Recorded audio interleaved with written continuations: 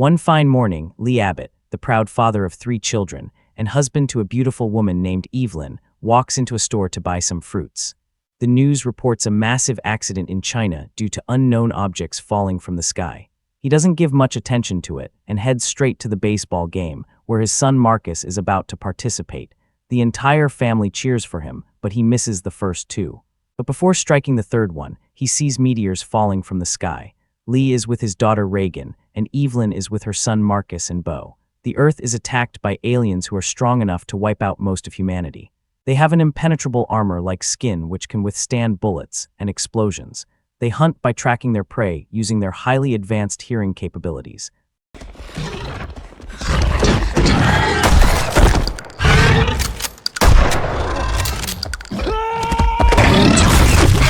The scene cuts 89 days after the alien invasion. Among the few surviving members are the Abbotts. Reagan is deaf, and the family communicates in sign language to avoid making sound. One day, they visit a nearby city to pick up some supplies including medicine for the sick Marcus. While shopping, Beau accidentally drops a toy, but Reagan scrambles to catch it before it hits the floor.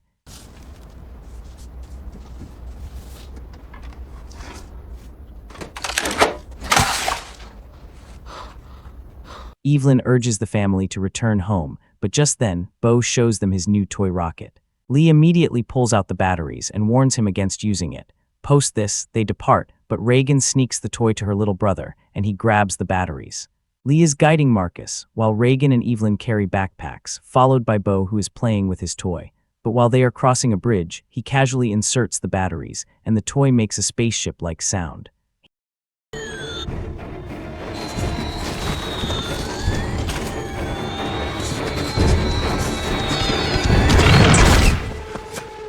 The movie cuts to 472 days after the aliens arrived.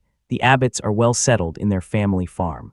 Lee spends most of his time in the basement of the house, where he has set up an extensive surveillance system of cameras and monitors.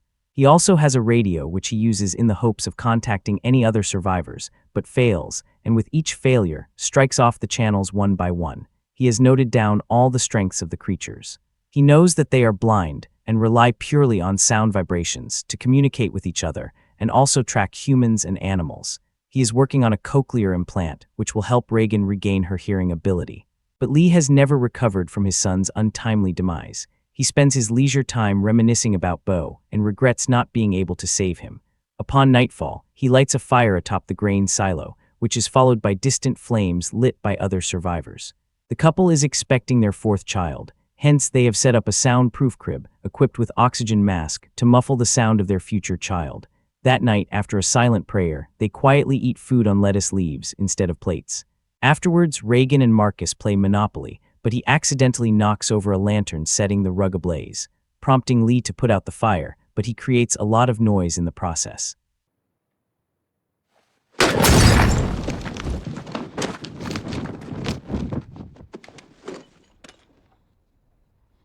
They await the imminent attack of the monsters and hear a loud noise on the roof. He looks out the window and is relieved to see that it is only a raccoon. That night, after a long time, the couple share a romantic moment in the basement, listening to songs via earbuds and dancing to its tune. Next day, Lee adds more sand on their walking paths, while Evelyn checks her blood pressure as her due date is just a couple of weeks away. She is pleased when the stethoscope reveals a strong, healthy heartbeat.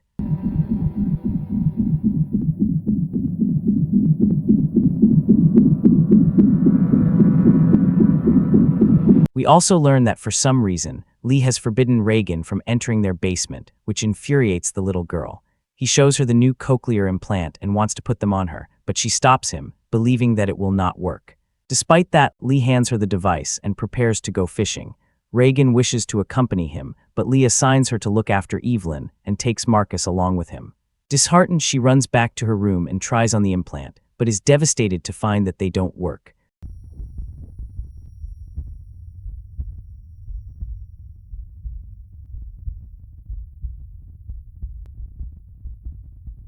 Reagan packs a bag which includes a wrapped object from her dresser and walks away from the house, leaving Evelyn all alone. Lee and Marcus reach the waterfalls and he teaches Marcus how to catch fish. The boy is scared of the creatures, but Lee tells him that the sound of the waterfall will muffle their sound, and hence it is safe to speak.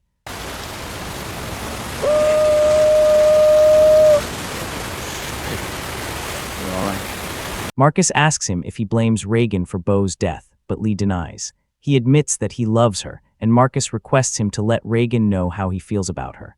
Meanwhile, Reagan reaches the bridge and kneels near the makeshift memorial constructed for Beau. She takes out his favorite toy and puts it there, showcasing her love for her deceased brother. Back at home, Evelyn is dragging a bag up from the basement when it gets snagged on the stairs. She manages to pull it loose, but in the process, exposes a nail sticking up from the stair. While returning, Lee and Marcus come across a dilapidated house and find an old man standing in the woods. He notices the old man's wife lying dead after dying at the hands of the creatures. Lee begs him to stay silent, but he lets out a primal scream.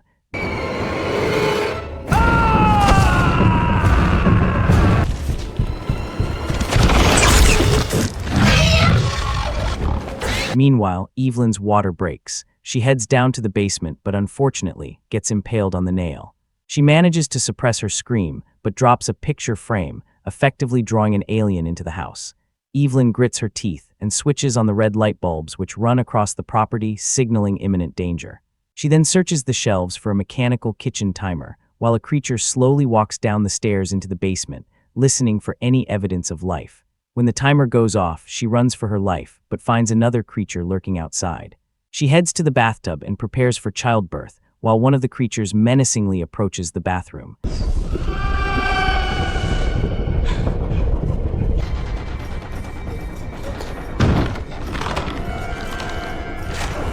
Lee returns home and is horrified to see the red lights. He urges Marcus to light the firecrackers and motivates him to face his fear. Lee grabs his shotgun as Marcus sprints to a designated area and lights a fuse which sets off a series of fireworks. Lee stealthily searches the house and walks into the bathroom where he sees an empty bathtub covered in Evelyn's blood. He breaks down, thinking that she is no more, but thankfully she is safe and has given birth to their son inside the shower. Marcus feels a creature nearby and runs for his life, but eventually runs into a tractor wheel, knocking himself unconscious.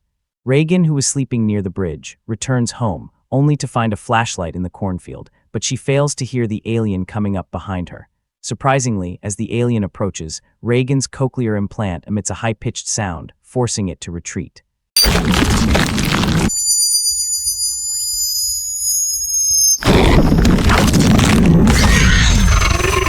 Reagan finds Marcus and they retreat to the top of the grain silo. Lee carries Evelyn to the basement and puts his newborn into the soundproof crib. She still blames herself for Beau's death, but Lee reminds her that it was no one's fault. She makes him promise that he will protect their children before falling asleep. You have to protect them. Promise me. You will protect them. Lee heads out to rescue his children, but we see the water pipes inside the house leaking water into the cellar. Later, Evelyn wakes and is shocked to find that the cellar has flooded. To make matters worse, the creature crawls near the crib, searching for any signs of life. Evelyn carefully picks up her baby and stands at the back of the cellar, behind the waterfall flooding the room. On top of the silo, Marcus tells Reagan that Lee will soon arrive to rescue them, but Reagan thinks otherwise. Out of the blue, a hatch on the top of the silo breaks, causing Marcus to fall inside it. As he slowly drowns in the grain, the creature in the cellar is drawn out by the noise. The hatch breaks away completely and falls into the silo, just missing Marcus. Reagan herself jumps into the silo and successfully saves her brother. However, she herself quickly sinks into the grain. This time, Marcus pulls out his sister to safety. Reagan and Marcus both sit safely atop the silo door, but then the creature jumps inside. Their chances of survival look bleak until her implant emits another shrill frequency, again forcing the creature to retreat.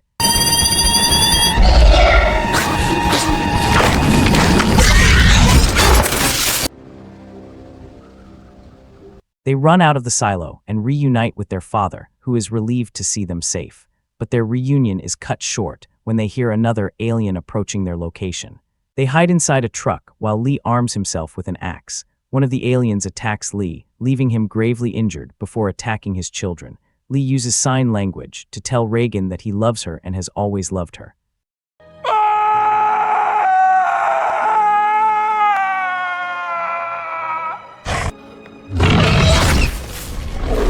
He sacrifices himself while the children return to the house in the truck. Evelyn saw all this from the monitors in the basement and comforts her children. She takes her children to the basement, where Reagan sees her father's equipments for the first time. Reagan now realizes the effort her father had put to create a device to enable her to hear properly. She is overwhelmed with emotions just as the lights begin to flicker, indicating the arrival of the aliens. The alien walks down into the basement and has them cornered. Reagan, however, scans a handwritten scribbling from her dad which reads, "What is their weakness?" She switches on her implant, creating a high-pitched noise, causing the alien to shudder. She then amplifies the sound using the microphone. The alien collapses and becomes weak, revealing its delicate brain.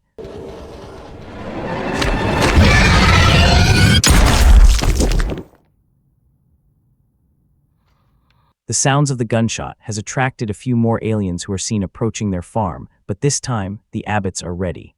After killing the monsters that came to attack them, Evelyn decides to leave the farm. She knows that she cannot kill all the creatures alone and needs help from other surviving members. Just before leaving the farm, Evelyn tells her children to stay there while she quietly heads back into the flooded cellar in search of an oxygen tank. Meanwhile, Reagan also heads inside and leaves Marcus with the baby. Reagan collects the radio and microphone, as they will be useful to kill the aliens. Post this, Evelyn leads her children to a nearby steel factory in search of survivors, but her bag gets stuck in the fence. In the process of freeing it, she triggers a tripwire that causes a bundle of bottles to fall and jangle.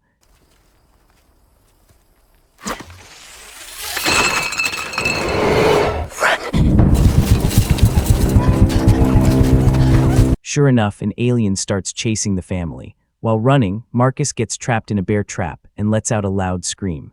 Evelyn tries to stop him from screaming, while Reagan uses the microphone and cochlear implant to create the high feedback that is unbearable to the alien. Someone sees the incidents unfold through his rifle scope, but doesn't interfere for the time being. The Abbotts run inside the factory, only to be hushed by the stranger, who points to an alien crawling in the wall. The man leads the family to a soundproof vault underground. A towel over the latch of the vault reduces noise and keeps the door from locking permanently. He starts a timer on a stopwatch and after a few minutes opens the door to let in air. Once safe, he tells the family they can't stay there, as there is not enough food or water. Evelyn recognizes the man as Emmett, one of her friends. He reiterates they can't stay, and when Evelyn asks about his children, he replies that his sons died on day one. His wife also died 11 weeks ago, leaving him all alone in this world. She asks him why he did not unite with her family, even after noticing the fire atop the silo. But Emmett gives a dark, cynical justification. The people that are left, what they've become. You don't know, do you? Well, I do. They're not the kind of people worth saving. She shows him her newborn, and it lights up his face, as he sees a new ray of hope in the form of this newborn. Reagan goes to her brother, who is resting inside the vault. She gives him headphones and plays radio white noise while scrolling through the frequencies. Suddenly, Marcus hears music and sits bolt upright. Reagan stops turning the dial and Evelyn also rushes over. Shocked, she turns to Emmett, who explains that the song has been playing on a loop for a few months. Reagan signs that he is a liar, telling Evelyn that Lee would have picked up the signal. But Emmett explains that the valley has weak signal, and hence her father was unable to pick it up. Reagan tracks the signal to a nearby island, which is about 1 day's walk. In the middle of the night, she wakes Marcus and attempts to convince him to help her find a way to the radio tower.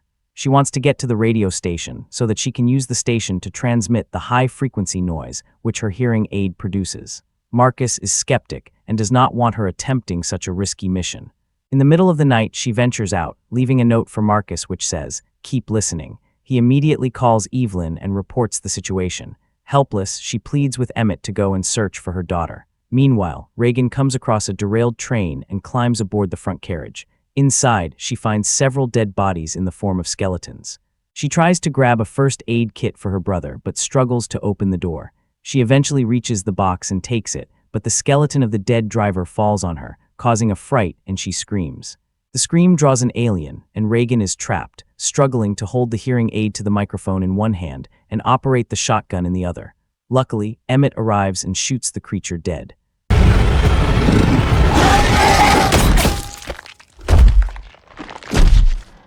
The gunshot attracts more creatures, prompting Emmett and Reagan to hide inside the station office.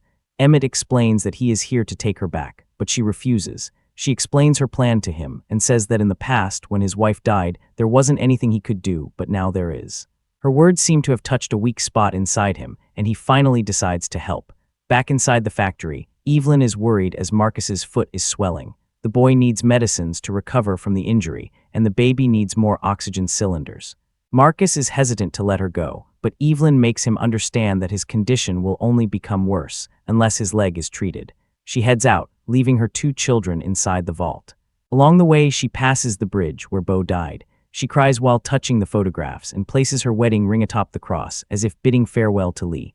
Post that, she reaches the pharmacy and picks up the necessary medicines and few oxygen cylinders. Back at the factory, after getting the baby to sleep, Marcus exits the bunker and explores the compound. The camera cuts to the baby's oxygen tank, which is running low on oxygen. Heading upstairs, Marcus finds a room covered in drawings of Emmett's children. Behind some curtains separating a section of the room, he finds a half-decomposed dead body. This startles him and he accidentally knocks a few objects over, alerting a nearby alien of his location.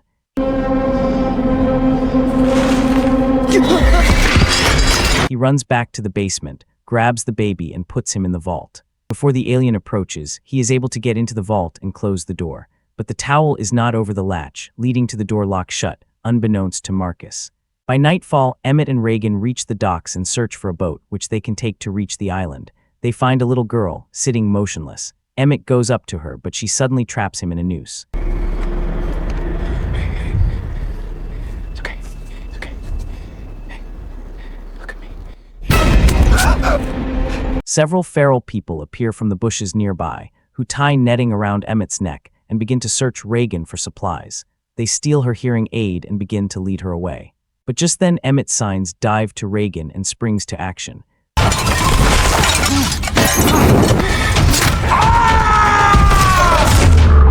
Several aliens appear and attack the docks, killing a number of feral people. The aliens then hear Emmett swimming in the water and jump after him, only to drown as they cannot swim. But one of them manages to jump on a boat. A small boat comes by and Reagan's hand reaches out to him. He climbs aboard and opens his mouth to reveal Reagan's hearing aid. They are finally able to head to the island, from which the song was being played. They soon reach the island, and Emmett is surprised to see that the people living there are leading a normal life. They are partying and laughing while sitting beside each other. One of the men welcomes him and offers the 2 of them some food. He explains that when the National Guard first found out that the aliens cannot swim, the government ordered 12 ships to rescue the citizens. But people panicked and tried to board the ships in a hurry, leading to a commotion which eventually led to their demise at the hands of those creatures. Out of those 12 ships, only 2 made it out safely. Emmett reveals that they have come here with the hope of using their radio station to broadcast the high-pitched sound from Reagan's implant. The man agrees to help them, and a smile brightens up Reagan's face. However, next morning, when Emmett visits the sea beach, he finds the boat from yesterday floating empty at the shore. He immediately understands that one alien has reached the island and rushes to alert the others. But the creature is faster and starts killing mercilessly. The man hides his children inside a closet and drives away, attracting the creature's attention. They lure the creature away to where the radio station is, and it follows them inside.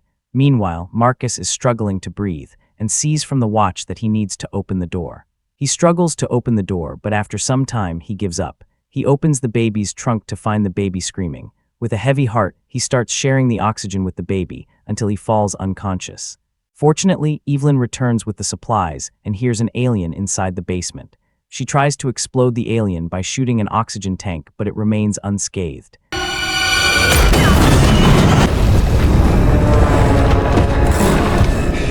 The explosion does, however, trigger the fire sprinklers. The noise of the sprinklers helps Evelyn navigate around the alien and return to the basement. Evelyn somehow hides inside the bunker with Marcus and the infant, while the alien tries to break inside. She wakes up Marcus and supplies them with oxygen. The alien manages to break through and cuts Evelyn's leg, and their survival looks almost impossible. Back inside the radio station, Reagan hides beside Emmett, and she quietly makes her way inside the studio. The alien catches the faint sound and tries to attack, but Emmett sacrifices his leg to lock her inside.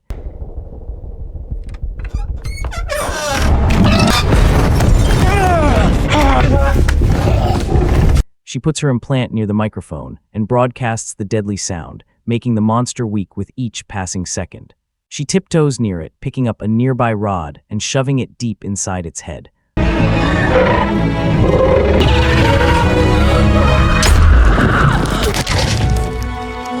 Marcus also hears the sound in his radio and directs it to the monster, forcing it to back away. It seems that the tables have finally turned, and humanity is finally able to fight back, all thanks to Reagan's sharp mind and determination. This is how the movie ends. If you liked this recap, please drop a like and don't forget to check out the other videos displayed on the screen. Thank you for watching. Stay tuned till next time.